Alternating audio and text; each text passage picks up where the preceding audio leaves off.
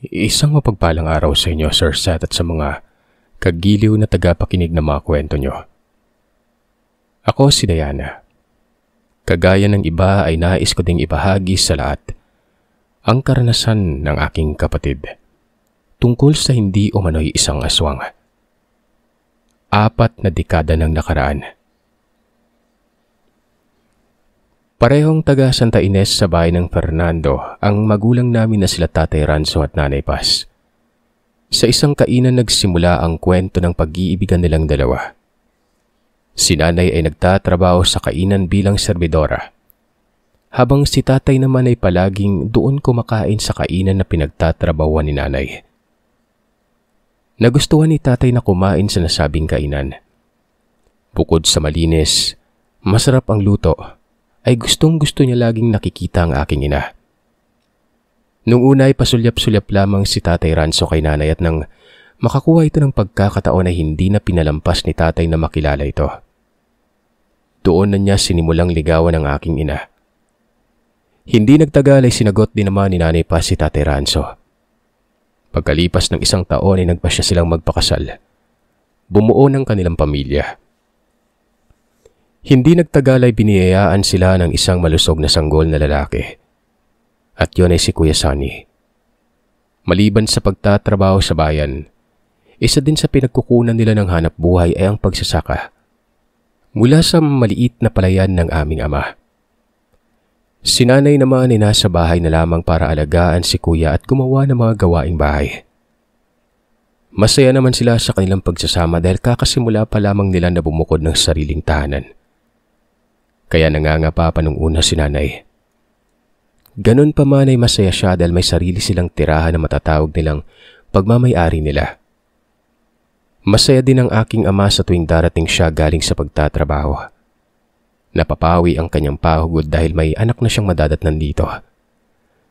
Dahil din doon ay mas sinipagan pa ni Tatay ang pagtatrabaho para mapaghandaan ang pang-araw-araw na pangangailangan at para sa darating na kinabukasan ng aming pamilya. Lumipas ang 5 taon. Isang umaga, habang abala ang aming ina sa paglilinis ng aming bahay, si Kuya Sunny ay abala din sa paglalaro ng kanyang malaking truck. Maingat si Kuya Sunny sa paglalaro nun, dahil ito ay regalo pa nila Nanay at Tatay sa kanyang 3 kaarawan. Nilalaro niya pa rin yung laruan na ito kahit na 5 taong gulang na siya ng mga panahon na yon. Nakita ni Kuya Sunny si Inay na halos matumba na, kaya nataranta siyang tumakbo patungo sa kinaroroonan nito. Napasigaw siya na humihingi ng tulong. Akto namang naririyan ng kapitbahay namin na si Aling Sonia sa labas ng kanilang bahay noon. Nagdidilig ng kanyang panim na mga halaman. Narinig niya ang mga sigaw ni Kuya Sunny, kaya't dali-dali naman itong napatakbo. Nakita niya si Inay na halos himatay na kaya agad niya itong tinulungan na makabangon. Pinaupo ni Aling Sonia si Nanay sa aming upuang kawayan para makasandal. Inutusan niya si Kuya Sunny na kumuha ng maligamgam na tubig para kay Nanay. Dali-dali namang kumuha si Kuya Sunny ng mainit-init na tubig para ipainom nun. Bagamat 5 taong gulang pa lamang si Kuya, ay marunong na ito sa mga magagaan na gawaing bahay. Dahil tinuruan siya ni Nanay. At nang bumuti-buti na ang pakiramdam ni Nanay ay tamang-tama na dumating na si Tatay nun. Ikinuwento naman ni Aling Sonia ang nangyari at ayun na nga, nag-alala si Tatay dito. Pinayuhan ni Aling Sonia si Nanay at Tatay na mas mabuting magpakonsulta na lamang para mabigyan ng lunas kung ano man ang dahilan ng nararamdaman ng Nanay nun. Kung kaya't dali-dali man namang pumunta si Tatay at Nanay sa pinakamalapit na paggamutan. Si Kuya naiwan na lamang sa bahay at sinamahan na muna ni Aling Sonia. Pagdating sa paggamutan sa bayan ay kaagad na kinonsulta si Nanay ng doktor. Binigyan sila ng doktor ng lista ng mga kailangan nilang ipasuri sa laboratorio nang sa ganon ay matukoy kung ano ang karamdaman ni Nanay at para malaman kung ano ang sanhi ng pagkahimatay nito ng umagang yon. Sa pagsusuri ng doktor at base sa resulta ng laboratorio ay kaya pala hinimatay si Nanay dahil sa nagdadalang tao siya sa 2 nilang anak. At yon ay ang aking Ate Lorena. Niresetahan na lamang si Nanay ng mga bitamina na kailangan niya sa kanyang pagdadalang tao noon. Hindi na rin sila nagtagal pa sa bayan. Umuwi sila na dala ang masayang balita. Mas naging masaya at nasabik sila na magkaroon ng pangalawang anak. Humiling pa noon si tatay na sana ay babae ang pinagbubuntis ni nanay sa pagkakataong ito. Masaya sila na magkakaroon na ng kalaro si Kuya Sonny. Mabilis na lumipas ang mga buwan at ayun na nga, nanganak na si nanay. Umuwi ng bahay sila galing sa panganak sa ospital, bitbit ang malusog na babaeng sanggol. Lumipas sa maraming taon. Lumaki na si Ate Lorena. Sabay na pumunta ng eskwelahan sina Kuya Sonny at Ate Lorena. Sa pagkakataong ito ay nasa unang baitang pa lamang si Ate Lorena, habang nasa ika-6 naman si Kuya Sonny. Magkasama sila sa pagpunta ng paaralan hanggang sa pag-uwi ng bahay. Isang araw, Sabado ng hapon noon habang nanonood ng balita sa telebisyon sila nanay at tatay, si Kuya Sonny at Ate Lorena naman ay abala sa paggawa ng kanilang mga takdang aralin.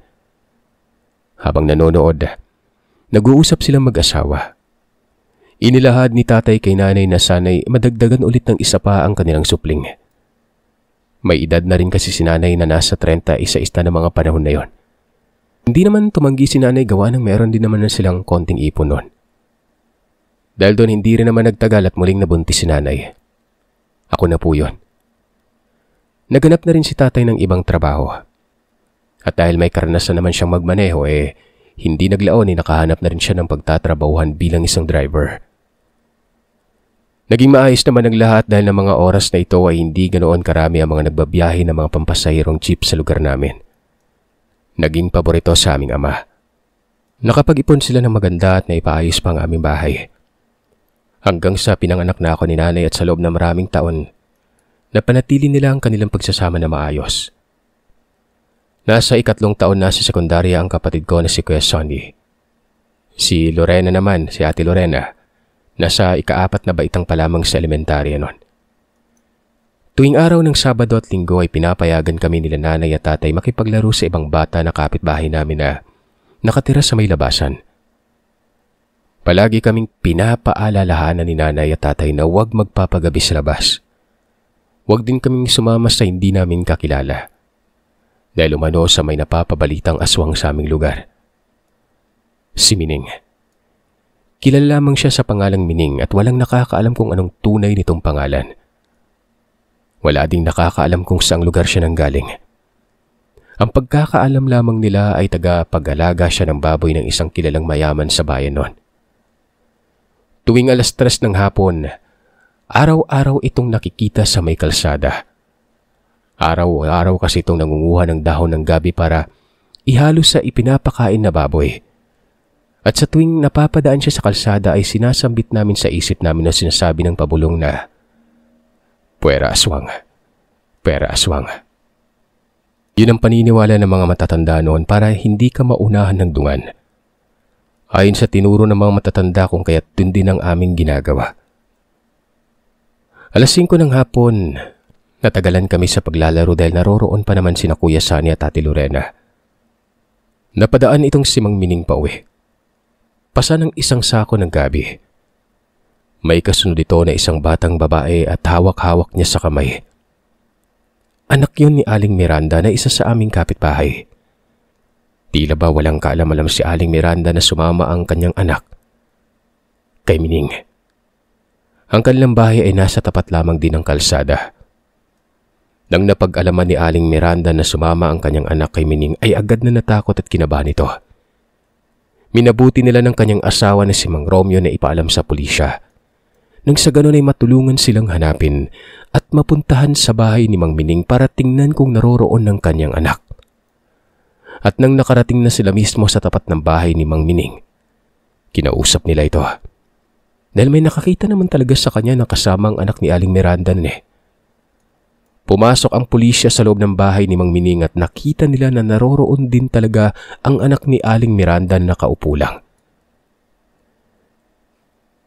Nakita din nila sa loob ng bahay ni Mang Mining ang mga nakalagay sa maraming bote na mga lamang loob. Hindi na lang pinansin ng mga pulis at ni Aling Miranda kung ano ang nasa loob ng mga bote. Pero masangsang at malansang amoy na yon. Nagulat na lamang sila nang lumabas ang bata sa gilid na bahagi ng bahay ni Mang Mining. Dahil doon ay hindi na nila inalintana ang kanilang nakita. Ang mahalaga ay nakuha na nila at naiuwi na ni Aling Miranda ang kanyang anak sa kanilang bahay. Ikalawang karanasan. Nang gabing ito ay nagpasamang anak ni Aling Sonia na si Jessie kay Kuya Sonny na bibili lang ng sana ng gatas para sa kanyang pamangkin. Nang mga panahong yun ay hindi pa marami ang mga may tinda sa lugar namin, kung kaya't medyo malayo pang tindahan sa lugar namin ng mga panahon na ito. Sumama na rin si Ate Lorena at ang isa pa nilang kababata na nasa labasan ng dinambahay. Tawagin na lamang natin ito sa pangalang Bea. 7:00 pa lamang noon pero may kadiliman na dahil hindi pa naman uso noon ang mga pailaw sa daan. Bihira lamang din ang dumadaan ng mga sasakyan sa kalsada. Habang naglalakad silang apat ay may napansin silang nakaupo sa may waiting shed. Nakasuot ng puting damit na mahaba noon. Saktong pagtapat nila sa mismong waiting shed, napagtanto nila na ang nakaupo ay isang paring pugot ang ulo. Dali-dali silang nagsipagtakbuhan sa direksyon papuntang tindahan. Hindi nila alintana ang madilim at lubak-lubak na daan. Kumaripas sila ng takbo nun. Naiwan pa nga isang pares ng tsinelas ni Bea. Nung nakabili na sila ng gatas ay nanatili muna sila sa tapat ng tindahan dahil sa takot. Wala namang ibang daan pa uwi kundi doon lang kaya naglakas loob na lang ulit silang apat na umuwi na. Pilit nilang pinapaniwala ang kanilang mga sarili na imahinasyon lamang nila ang kanilang nakita noon. O hindi kaya ay namamalikmata lamang sila dahil sa madilim ang daan na kanilang nilalakaran. Nang malapit na sila sa tapat ng waiting shed, ay nagsitayuan umano ang kanilang mga buhok sa batok. Pakiramdam nila na parang may nakasunod sa kanila. Umuungol ang mga aso, kung kaya't mas lalo pa silang natakot noon. Ayon sa mga sabi-sabi na kapag ang aso ay umuungol, ibig sabihin nito ay may nakikitang kakaiba ang aso na hindi nakikita ng mga tao. Pero nang natapat na sila sa mismong waiting shed, ay guminhawa umano ang pakiramdam nila dahil sa wala na silang nakita na nakaupo at nakasuot na puti at mahabang damit noon. Dali-dali silang nagpatuloy sa paglalakad dahil hinihintay na ng ate ni Jessie ang pinapabiling gatas para sa kanyang sanggol na pamangkin. Malapit na sila sa bahay nila nang naaninag nila sa itaas ng poste ng kuryente na may nagpakita sa kanilang babae. Mahabang buhok, mahaba din ang damit na kulay puti at tuguan. Sa puntong yun ay alam nilang apat na isa yung white lady. Kumaripas sila sa pagtakbo hanggang makauwi sa bahay. At dahil mas nauna ang bahay namin sa bahay nila JC kung kaya't mabilis na nakauwi sina Kuya Sonny at Ate Lorena. At doon ay ikinuwento ng dalawa kong kapatid kung anong nangyari. Ayon pa sa mga magulang namin na meron talagang nagpapakita doon. Dahil ayon sa kanila na ang lugar na yun ay dating ospital. May 3 pari na pinugutan ng ulo doon matagal na panahon na ang nakalipas. At dahil nakahanda na ang hapag kung kaya't nagsipaghapunan na kami. At nagpahinga na rin. Pangatlong kwento. Habang nagpapahinga ay nagulat kami nang narinig namin ang sigaw ni Mang Burley, tatay ni Bea. Humihingi yun ng tulong dahil ang asawa niya na si Aling Trinidad ay umano'y sinaniba nun. Dali-dali namang pumunta sila Nanay Paz at Tatay Ranzo at Aling Sonia. Sa pagpunta sa bahay nila Mang Burley, nadatnan nila na wala na sa sarili si Aling Trinidad. Pulang-pula ang mga mata nito at napakalakas ng ginang. Hindi siya kayang pigilan nila Tatay Ranzo at Kuya Sonny at maging ni Mang Burley. Habang si Nanay Paz at Aling Sonia ay dinadasalan nila si Aling Trinidad para lumabas sa masamang espiritu na sumanib sa kanya. Pinahiran nila ng binditadong tubig ito. Pinainom ito hanggang sa nanumbalik na si Aling Trinidad sa kanyang sarili. Maya-maya ay nararamdaman nila na may kumakaluskos sa kaliwang bahagi ng dingding sa sala kung saan naroroon si Aling Trinidad. Kung kaya't sinilip ni Mang Burley ang lugar at nakita niya ang isang lalaki na may mapupulang mata. Para bang galit na galit at animoy may gustong kunin nun. Naaaninag ni Mang Berly ang itsura ng lalaki. Siya nga talagang aswang na si Mang Mining. Nagsisigawan silang lahat na merong aswang. Panay pa rin ang pag-aligid ni Mining sa palibot ng bahay nila Mang Berly. Takot na takot noon si Bea. Napagplanuhan ng lahat ng mga kapitbahay na habulin ng aswang. Lahat ng kalalakihan ang lumabas ng bahay para habulin si Mang Mining noon. May dala silang sulo, umitsya at patalim. Ganon din si Kuya Sunny at Tatay Ranso. Hinubad ni Kuya Sunny ang kanyang damit at itinali sa kanyang ulo. May dala siyang matulis na bakal. Ipinagbilin nila sa lahat ng miyembro ng pamilya na huwag lumabas ng bahay kahit anong mangyari noon. Habang si Aling Trinidad naman ay itinali nila sa papag dahil malakas ang hinala nilang hindi ito sinasabniban, kundi niyayanggaw. Pumunta si Kuya sa lugar na kinaroroonan ng palikuran nila Mang Berly. Doon ay nakita niya si Mang Mining, na animoy nag-aabang at nagmamatyag. Sinubukan ni Kuya Sonny na hulihin ang lalaki. Sumigaw ito kila Tatay at Mang Berly. "Nandito yung aswang! Bilisan nyo!" Pero nang papalapit na sila Tatay Ranso at Mang Berly, walang kahirap-hirap na tinalon ni Mining ang bakod na lagpas tao para hindi siya mahuli nun. Mabilis na nakalipat si Mining sa kabilang bakod. Sinubukan pa nilang habulin ito pero wala na sila makita pa. Kinalaunan ay nagsipag-uwian na sila sa kanilang bahay. Minabuti na lamang nila na huwag matulog para magbantay at magmatyag sa paligid hanggang mag-umaga. Dahil doon ay maigi na binantayan ni Mang Berly ang asawa. Makalipas ang ilang araw ay hindi na rin namin nakita si Mang Mining na naglalakad sa kalsada, maging papunta at pauwi galing sa pangunguhan ng dahon ng gabi. Marahil ay dahil sa naging usap-usapan na sa baryo ang nangyaring katatakutan. Wala na ring tao na lumalabas at mga batang naglalaro tuwing magtatakip siling noon. Habang si Aling Trinidad naman ay dinala ni Mang Berly sa isang kilalang manggagamot sa lugar namin. Nanatili siya doon sa loob ng 1 linggo. Pagbalik niya sa lugar namin ay magaling na si Aling Trinidad.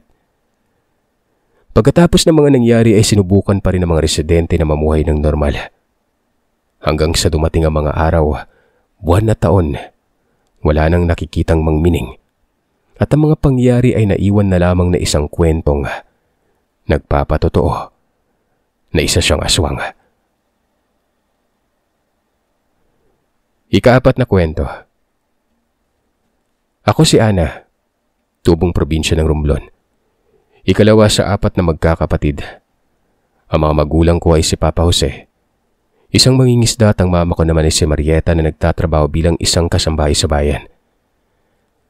Lumaki kami na salat sa pamumuhay pero pilit pa rin kaming ginagapang ni na mama at papa, lalo na sa aming pag-aaral. Dahil para sa kanila makapagtapos ng pag-aaral ay ang pinakamagandang maipapamana nila sa amin ng mga kapatid ko. Ayaw din nila na maranasan pa ulit ang hirap ng aming buhay sa ngayon, kung kaya't ganoon na lamang ang kanilang pagsisikap. At dahil pareho na elementarya lamang ang natapos ng aming mga bagulang kung kaya't pangingisda lamang ang paraan ni Papa para kumita. Tuwing hapon ay umuwi si Mama galing sa kanyang trabaho bilang kasambahay. Yung amo ni Mama, nakatira sa bayan. Nasa ika-4 na baitang na ako sa sekundarya at sa susunod na taon ay kolehiyo na ako. Ang panganay naman naming kapatid ay kasalukuyang nag-aaral sa isang pampublikong universidad sa kursong criminology. Isa po siyang scholar at isang working student. Dahil sa mahirap lamang kami kung kaya't ginagawa namin lahat ng pwedeng makatulong para sa aming pag-aaral noon. Nang sa ganun ay makatulong din naman kami kay Mama at Papa sa mga gastusin. Tawagin na lamang natin ang panganay kong kapatid sa pangalang Ruel at ang dalawang nakababatang kapatid namin na sina Rhea at Trina.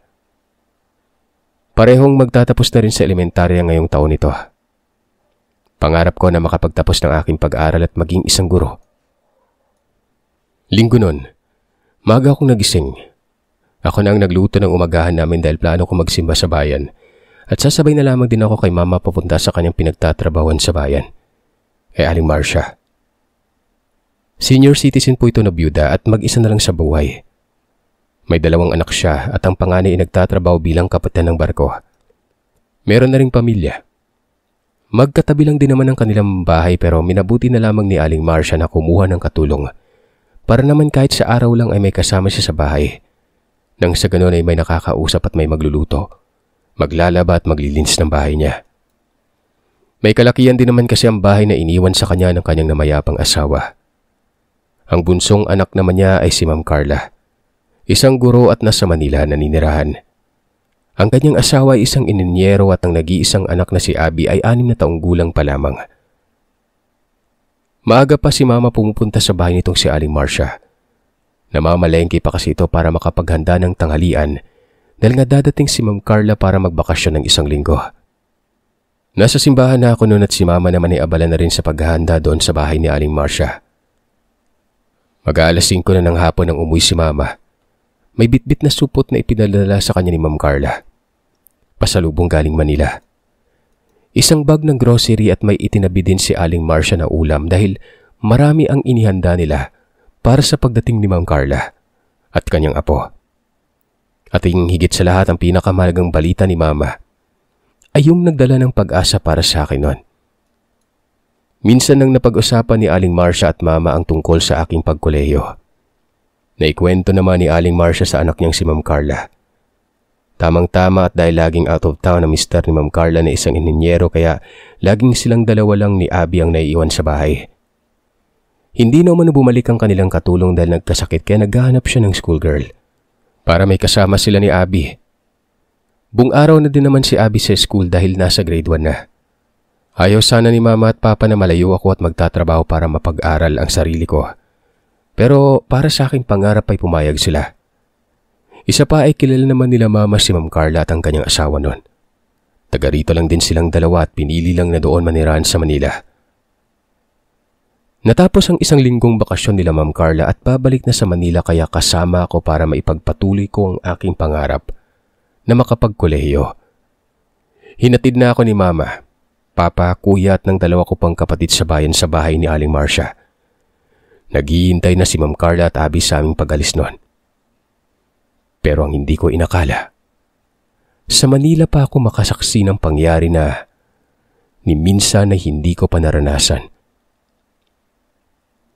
Nag-eroplano kami papuntang Manila kaya wala pang 2 oras naroroon na kami. Itinuro ni Ma'am Carla ang kwarto ko at ang kanyang inihayag ang magiging gawain ko sa araw-araw bago pumasok sa eskwelahan. Si Ma'am Carla maghahanda ng almusal mula Lunes hanggang Biyernes. Ako naman ang magluluto tuwing gabi ng aming hapunan. At kapag Sabado, Linggo, ako ang toka sa agahan para naman makapagpahinga din si Mama. Isasabay ko si Abby sa pagpasok sa umaga at pag-uwi sa hapon. Magkatapat lang din ang aming pinasukang paaralan. Hindi pa ako nagtatagal pero napakabait ni Ma'am Carla. Ganon din ang kanyang asawa. Yun nga lang ay bihira lang sa bahay dahil sa proyekto ng trabaho. Magdadalawang buwan na mula nang nagumpisa ang pasukan. Mabilis lamang din akong nakapag-adjust sa Manila. Pero Huwebes ng umaga, ipinatawag si Ma'am Carla ng guro ni Abby. Takang-taka si Ma'am Carla. Naisip nito na baka may ginawa si Abby na mali. Pero mabait yung bata eh. Tahimik lang. Kung kaya't naisip din ni Ma'am Carla na baka may emergency sa eskwelahan. Dali-dali naman siyang pumunta. Kausap na ni Ma'am Carla ang guro niya. Nag-alala ang guro ni Abby dahil ng beses itong lumiban na hindi nakapagbigay alam sa guro ni Abby. Nagulat si Ma'am Carla sa sinabi ng teacher ni Abby. Nag-aalala pa ito dahil nung araw ng Martes ay isinabay kami ni Ma'am Carla sa kotse niya. Kasama si Abby. Gawa ng may dadaanan siyang malapit sa eskwelahan namin noon. Martes ng hapon ay sabay din naman kaming umuwi ni Abby. Ayon pa sa guro ni Abby na laging mag-isa si Abby umano. Paminsan-minsan lamang nakikipaglaro sa kanyang mga kaklase. Kaya tinanong ni Mang Carla si Abby kung nasaan siya nung araw ng Martes. Ang sagot ni Abby, nasa eskwelahan umano at buong araw lang naroroon. Iba umano ang guro nila nung araw ng Martes dahil absent daw ang kanilang guro. Ipinakita pa ni Abby ang ginawa nilang drawing. Naguguluhan kami sa nangyari kung kaya't nagtanong kami sa gwardya at sa ibang guro kung talaga bang nakapasok si Abby. Ultimo ang CCTV ay minabuti nilang i-review na. At nakitang nakapasok nga sa gate ng paaralan ng bata noon. Kinabahan si Ma'am Carla at ang iba pang guro dahil wala talagang Abby na pumasok ng Martes. Ultimo mga kaklase ni Abby ay nagpatotoo din na absent ito nung araw na yon. Yung class record ng guro ni Abby ipinakita na wala talaga siya doon. Mangiyak-ngiyak si Ma'am Carla at hindi niya alam kung ano na ang nangyayari. Sinisisi niya ang kanyang sarili na baka napabayaan na niya si Abby kaya kung saan-saan na ito pumunta. Pero hindi naman kasi pwedeng lumabas sa mga bata kapag walang sundo eh. Pero nang Martes na yon, ako yung sumundo sa kanya. Nakita din yun sa CCTV ng eskwelahan. Kabado si Ma'am Carla pati ang ibang guro pero nagwika si Abby na ang guro niya ang absent dahil may sakit noon. Sa ibang silid daw sila pumasok at ibang teacher din ang nagturo sa kanila. Ayon pa sa kanya, mabait naman umano yung guro at iyon nga at pinakita ni Abby ang drawing. Hinarap sa kanyang lahat ng guro para ituro niya kung sino ang tinutukoy niya. Nagturo sa kanila nung Martes. Pero ang sagot ng bata, wala daw sa kanilang lahat. Ibang guro umano ang nagturo sa kanila. Nakakulay orange ang damit na suot ng guro na ito. Maiksi ang buhok. Kinabahan na rin pati ang ibang guro doon at iniisip nila na baka may hindi nakikita sa kanilang eskwelahan. Dahil sa likurang bahagi ng silid nila ay may malaking puno ng balete. Itinuro ni Abby kung saang silid sila pumasok ng Martes. Sumunod si Ma'am Carla at ibang teacher para maturo ni Abby kung saang silid nun. Ang tinutukoy ni Abby ay nasa ikatlong palapag na silid malapit sa hagdan. Takang-taka mga guro. Ang silid na ito ay matagal nang hindi ginagamit. Ginagawa na lamang nilang tambakan ng mga sirang upuan at aklat. Halos umiyak na si Ma'am Carla. Nag-aalala ito sa kanyang anak. Pero sigurado talaga si Abby sa kanyang sinabi na doon daw sila pumasok noong Martes. Mabait umano ang teacher na nagturo sa kanila. Minabuting halugugin ng mga guro ang mga files ng mga gurong nagturo doon. Nakita nila ang guro na malapit sa sinasabi ni Abby. Maikli ang buhok na kulay kahel. Nagsitayuan ng mga balahibo at kinabahan ng mga guro noon. Ipinakita nila kay Abby kung ang gurong nasa litrato at ang gurong tinutukoy ni Abby ay iisa lang. At ang sagot nito, oo. Ang teacher na nasa litrato, si Teacher Lorna. Ang guro na 4 na dekadang nagturo sa paaralan na yon. Napakabait daw talaga ng gurong yon. Masayahin at mahal na mahal ang kanyang estudyante. Natigil lamang ang pagturo ng guro dahil lumala ang sakit nitong diabetes. Hindi na ito nakaligtas pa. Sigurado sila na ang kaluluwa ng gurong ito, si Teacher Lorna, napabalik-balik sa eskwelahang yon. Doon mismo sa kanyang silid-aralan kaya naman kinabukasan ay minabuti ng kanilang principal na alayan ng misa at dasal para matahimik na ang kaluluwa noon. Pinabasbasan din ng principal ng eskwela ng lahat ng pasilyo at silid ng paaralan na ito. Si Abby naman ay pinasyal ni Ma'am Carla kasama ako. Buong araw na namasyal lamang ang aming ginawa. Pumunta sa palaruan, kumain sa kainan na paborito ni Abby. Binilhan ng mga laruan ang gusto niya at nanood din kami ng sine. Para kahit papanay makalimutan ni Abby ang mga pangyayari. Ayaw ni Ma'am Carla na magkaroon ng trauma ang kanyang anak. Nakakatakot isipin na may ganung pangyari pala sa murang isipan ni Abby. Biktima lang si Abby sa mga kaluluwang hindi matahimik. At sa gurong si Ma'am Lorna na 4 na dekada na ay napakahirap bitawan lalo't ang kanyang dedikasyon sa pagturo sa mga bata ay pinutol lamang na maituturing na traidor na sakit noon. Pero ang pagmamahal niya sa pagtuturo ay naiwan sa paaralan kung saan nagbigay kulay sa buhay niya bilang isang teacher. Pagkatapos ng mga ganap na yun ay sinubukan namin ni Ma'am Carla at Abby na maging normal sa araw-araw at isang tabi ang mga nangyari. Natutunan ko at kapupulutan ng aral bilang isang batang nagsusumika para makapagtapos ng pag-aaral noon. At para maabot ang pinapangarap ko maging isang guro at higit sa lahat ay maihahon namin ang aming magulang sa kahirapan. Baon ng pangaral sa pagpapahalaga at pagmamahal sa mga bagay na nagbibigay kasiyahan sa buhay.